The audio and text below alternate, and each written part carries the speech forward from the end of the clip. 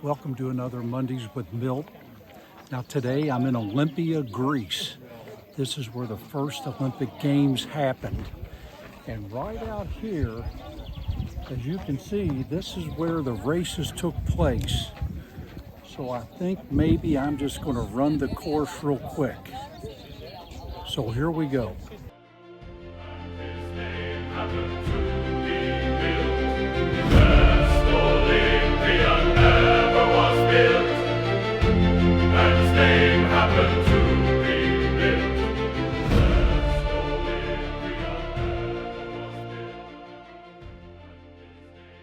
Well, that's what we have this week on Mondays with Milt.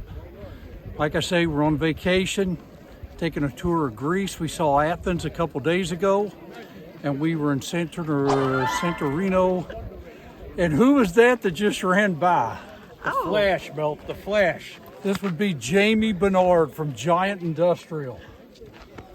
Did you pull a hammy? I did not pull a hammy. All right. So just enjoying a nice Viking cruise. There goes some Olympians now. That's what we got this week. See you next week on another episode of Mondays with Milt.